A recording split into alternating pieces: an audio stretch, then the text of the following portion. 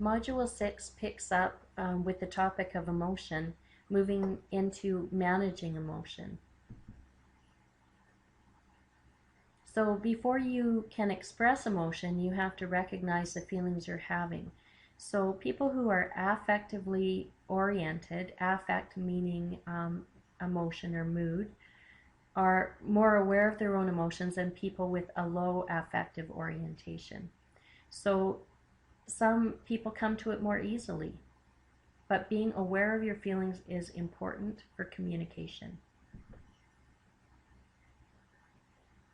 You want to choose the best language when expressing emotion. Sometimes people use emotionally counterfeit statements when trying to express feelings, and things, tendencies toward minimizing your emotion or choosing one that you think is more emotionally or more socially acceptable. So to say that you're annoyed with someone, you can use that statement. It's not so strong, but maybe what you're feeling is actually you're really angry or you're disgusted, right? So rather than choose words like that, we'll use things like annoyed.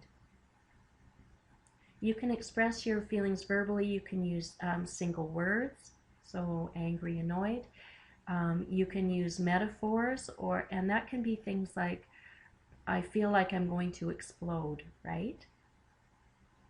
And even describing what you'd like to happen. I wish a cloud would come along and carry me away. If someone said those things to you, you would understand the feeling behind them. So qualifying emotions means limiting or minimizing or in some way taking away from the strength of the emotion. Try to avoid doing that, except for there are some times when it's appropriate to, right? When the full strength of what you're saying it shouldn't be out there. So it's also good to pair your emotion with the exact circumstances that the feelings are related to. So if you say to someone, I am just so frustrated right now, they might think you're frustrated with them. It's better to say, I'm so frustrated right now, I just got off the phone with the shop and my car isn't going to be ready, right? So to be as explicit as you can be. Again, remember, your text has a lot as well about this topic. Often we feel several emotions but only communicate the most negative one. So remember that if you have multiple feelings, you should be sharing multiple feelings. Sometimes people will actually use the phrase, it's like I'm happy and sad at the same time. And by expressing them both, it really gives you a much stronger feeling of where they're at, or a much stronger awareness of where they're at. Remember that there's a difference between feeling and acting. Just because you're having an emotion doesn't mean it should be shared or you should act on it. In fact, sometimes acting on an emotion can make you feel worse than if you had just let it sit for a while. So by this, the text doesn't mean to suppress that emotion or push it down. What it means is to give it time, because sometimes as you think about things, you'll realize, gee, my emotion might have been an overreaction, might have been more about my mood than actually what went on. And also, sometimes you're just not ready to be able to handle a discussion about emotions, so you need to wait. Also accept responsibility for your feelings and use I language. If I'm feeling annoyed at someone, I need to be aware that that could be as much about me as it is about what they did. It could be because the last two people you talked to did a certain thing that was starting to annoy you. Then the poor third person comes around, they do it, and they get the whole brunt of your emotion, right? So you feel like person one didn't listen to you, person two didn't listen to you, person three goes, what was that? And bang, I'm so angry, no one listens to me, right? So it's better to accept responsibility and to be aware of what the impacts are behind your emotion. then choose the best time and place to express your feelings. Right in the middle of the room with a coworker in front of children or maybe parents is not usually the best time and place, right? Sometimes you want to just say, after everyone's gone, could we sit down? I'd like to talk to you about something I was thinking about today or feeling today. And I believe that's true in a marriage as well. I know lots of people will say never to go to bed angry, but sometimes I think if you're not ready to express yourself well and you think you're still feeling too emotional to really go anywhere, then why would you throw gasoline on it? So I would say you don't ignore it though. You would say to that other person, I really feel like we have to talk about this, but right now, I don't feel ready emotionally, I'm too upset, or it could be my mind is on other things, or whatever it is. It's not a good time for me, but it's important, so I hope we can talk about it later. Remember that there are facilitative emotions. They contribute to your functioning, they help you. Some of them are debilitative though, and they actually will hinder your performance. If you're a person who does better work when they have a little bit of adrenaline in them, you'll know what I mean. This can be something that makes you go, wow, you know, this is a big project, exciting. I feel like people are going to measure my performance, and I know I have to get it done in a short timeline. Those reactions that you have may actually help you to function better. The next person, those could be all debilitative. They could sink under the pressure, right? Oh, I feel the pressure of people looking at me. I worry that I'm not going to meet the timelines. I'm worried and I'm apprehensive, and that's going to shut me down. So some emotions actually will move you forward. Some hold you back, and those are different for every person. Lots of times people just, their lack of confidence in communicating, so communicating apprehension will be an issue, right? So any kind of emotion, the fact that they would have to share it contributes to it being debilitative, right? I can't do anything with it, I can't share it, can't talk to the person about it because I struggle to communicate.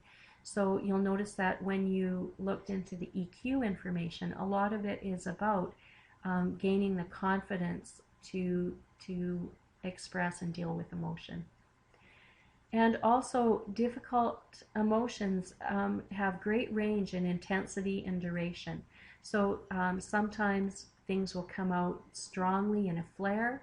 Sometimes they're a slow-growing and long-lasting difficult emotion. And oftentimes the ones that last for a long time might be ones, emotions that you've experienced with people that are significant to you in your life, and you haven't dealt with them because of the risk of it getting worse, right? So you can hang on to things for a long time. They're still difficult. They can be very debilitative to your life. Just because they're not intense every day and you're not feeling it strongly doesn't mean it's not causing problems for you. So remember that thoughts are a cause of feelings. So as you finish with the reading and the work in the emotion chapter, you really look at the thoughts in your mind and how they're contributing to feelings. So the rational emotive approach that's mentioned really helps you to look at what are the activating events that are in my life. What did I think about them?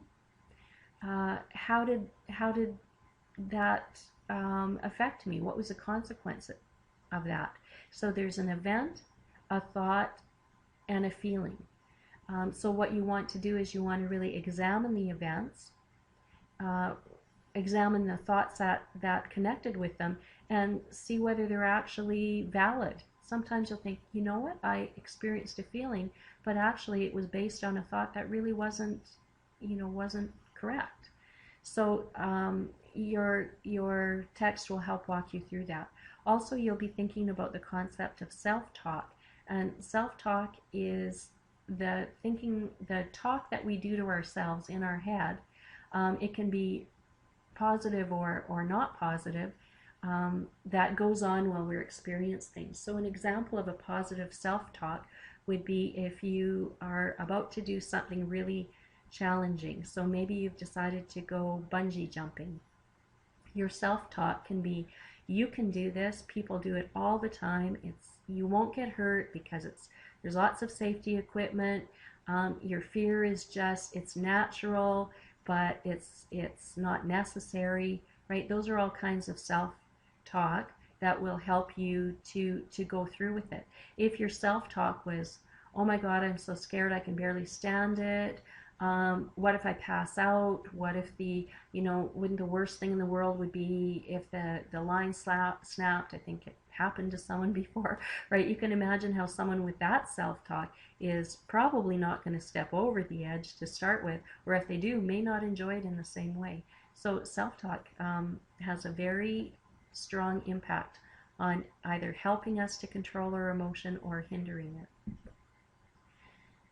This is a really, really important theory. So when you're working through it in the text and in the course, I really want you to be aware that these fallacies that you're looking at, the irrational thinking, can affect you in terms of perception, in terms of emotion, in terms of how you develop self-concept, everything, right? So it's a really important theory, and I'd like you to understand it so well that you can keep it in mind when you reflect on how the course applies to you as an individual. So the fallacies are listed clearly in your reading, and there are links about them, so I'll go over them pretty quickly. But they're kind of obvious from the names. So the fallacy of perfection, you believe you should always be perfect. Fallacy of approval, everyone should like you. Fallacy of shoulds, things should be done a certain way, other people should do things the way that I think they should. Overgeneralization, oh well, this happened to me once and now I think it's going to happen every time. Causation is, something about me is causing other people's problems, right? Something about me is a big factor here. Helplessness, I can't do anything about it, I can't do anything. And catastrophic expectations, well, if something bad's going to happen, it's going to happen to me. Rumination, that term is one that a lot of people don't know, but a lot of people have this. Rumination is when you have recurrent thoughts, but they're not demanded in the immediate environment. So that can be something like you're lying in bed at night and you keep rehashing a problem you're having at work. Rumination invests a lot of your energy, a lot of your emotional energy, but really has no purpose in that moment and has no positive outcome.